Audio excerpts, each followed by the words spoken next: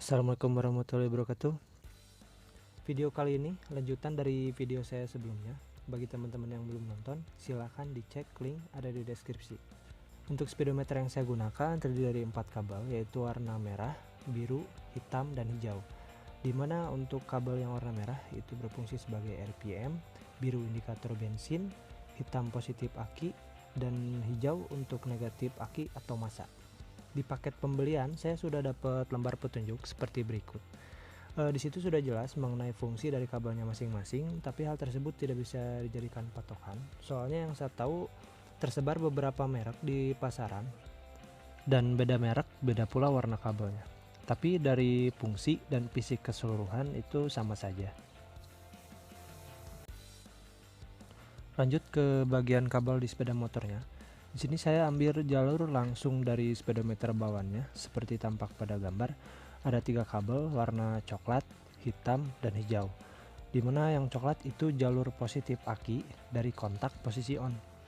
Hitam negatif atau massa, hijau jalur indikator bensin.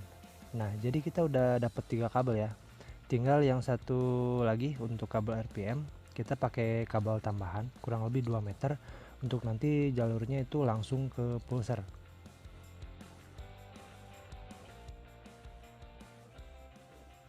Nah, untuk pemasangannya kabel indikator dan yang lainnya terpasang normal ya, seperti bawaan awalnya. Nah, seperti ini. Jalur speedometer pun sama, normal pemasangannya.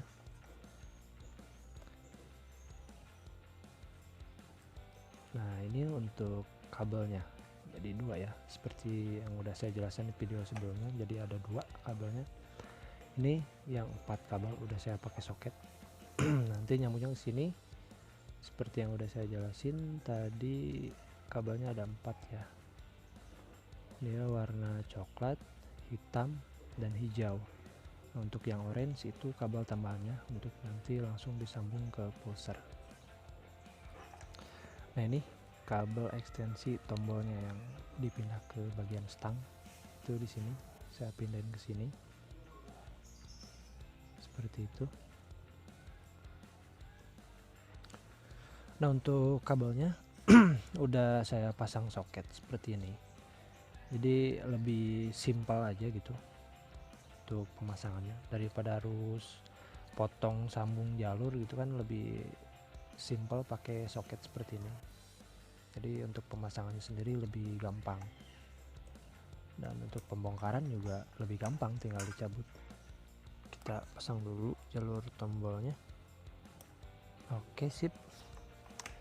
Nah, kalau semuanya udah terpasang, tinggal kita rapikan aja kabel-kabelnya. Kita masukkan kembali. Dan untuk kabel orange yang itu yang buat RPM itu ada sedikit modifikasi ya untuk ke pulsernya. Nanti ada penjelasannya di pertengahan video. Untuk sekarang kita coba cek dulu aja untuk fungsi dan tombolnya.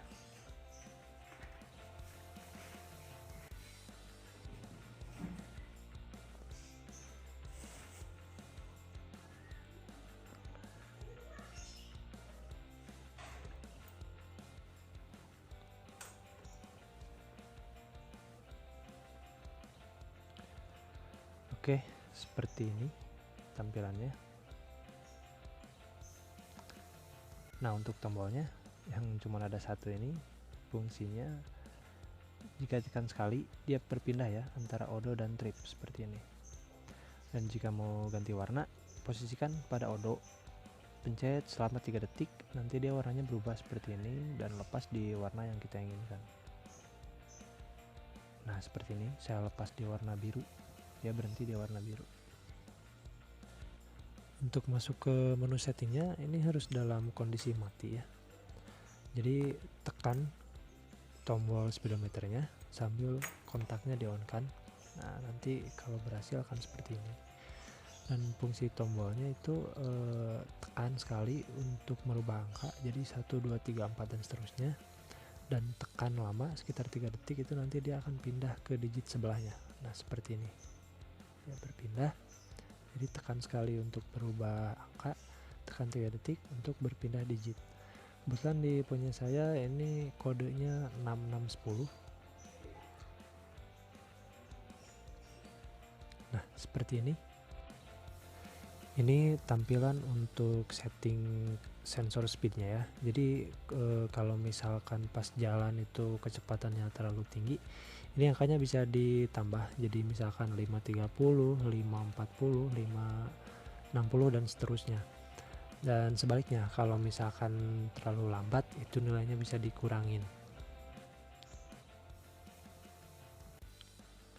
Selanjutnya ini untuk setting tampilan aja, jadi berpindah antara tampilan MPH dan KMPH. Dan ini untuk setting indikator bensin, dia cuma ada dua pilihan, 2002 dan 2003. Dicoba aja salah satu untuk akurasi indikator bensinnya. Dan ini untuk yang terakhir, itu untuk setting akurasi RPM ya, sama ada dua pilihan juga. Jadi 3002 dan 3004. Dicoba aja salah satu untuk akurasinya. Dan pencet sekali lagi, dia akan kembali ke tampilan utama ya. Seperti itu. Nah, untuk sedikit modifikasi pada bagian pulsernya ini adalah dengan menambahkan pulser tambahan seperti ini. Saya pakai yang dua kabel ya, warna hitam dan warna merah. Warna hitam ini langsung ke masa bodi. Nah, ini ke baut sini, bautnya nyambung ke blok mesinnya, itu udah sama aja masa juga. Satu lagi yang merah itu langsung nyambung ke kabel yang orange tadi, yang tambahan. Nah, untuk pada bagian kipasnya saya udah buat lubang seperti ini. Buat nanti saya pasangin plat besi. Plat besinya seperti ini. Itu bebas ya, terserah teman-teman mau pakai plat besi atau apa, tapi intinya kita pasang di kipas itu untuk yang bisa mengalirkan massa ya. Kalau ini kan kipasnya plastik kan nggak bisa ngalirin massa. Jadi kita pasang plat besi kayak gini, jadi bisa ngalirin massa. Nah, saya lebih memilih dilobangin kayak gini, buat pakai baut. Nah, dilobangin kayak gini.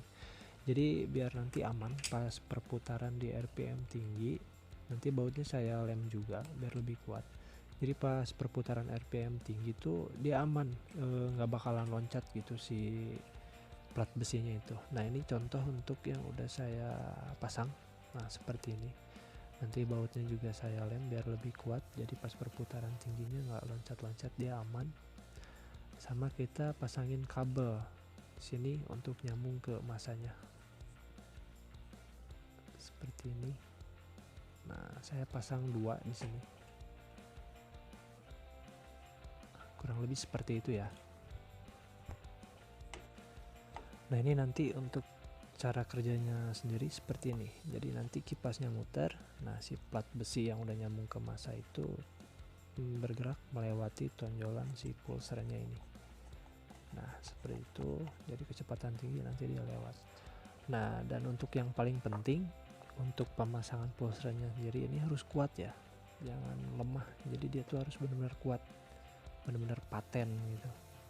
Soalnya nanti di dalam sini kan ada perputaran si kipasnya itu. Nah, ya kipasnya ini sama fungsinya seperti tonjolan ini yang pada ada magnet. 1, 2, 3, 4, itu ada 11 kurang lebih kalau di sini. Nah, untuk tonjolan di kipasnya kita pakai 2 seperti ini. Kenapa saya pakai 2? Karena kalau kita pakai pulser bawaan dan tonjolannya itu ada 11, jadi pembacaan di speedometernya dia ngaco ya. Jadi jarumnya itu full, seakan-akan kita udah di RPM tinggi gitu. Pembacaannya seperti itu. Mungkin karena speedometer universal ini ditujukan buat motor karbu ya, bukan injeksi. Karena kalau untuk motor karbu setahu saya magnetnya nggak sebanyak injeksi seperti ini, ada 11 tonjolan. Dan ini untuk kipas yang sudah dipasang ya, seperti ini.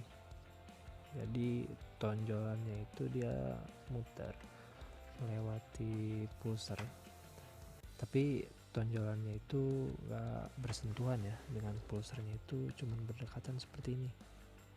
Saya juga kurang tahu berapa mili, tapi intinya deket seperti ini. Nah seperti itu, jadi nanti pas muter dia nggak bersentuhan. Jadi cara kerjanya sama ya seperti pulser yang bawaan, itu dia membaca perputaran dari tonjolan yang ada di magnetnya.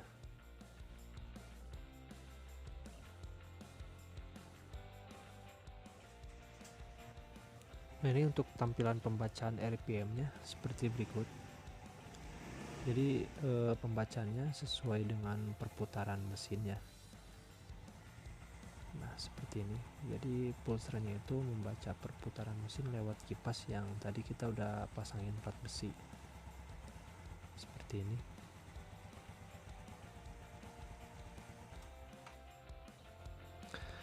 Tapi modifikasi ini termasuk bahaya ya, kalau misalkan lagi di perputaran tinggi tiba-tiba si plat besinya itu lepas, itu yang jadi bahaya.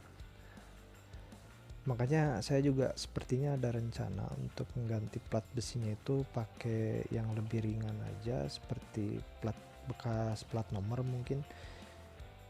Pokoknya jadi intinya di sini tuh pemasangan harus benar-benar kuat. Jadi intinya tuh di situ.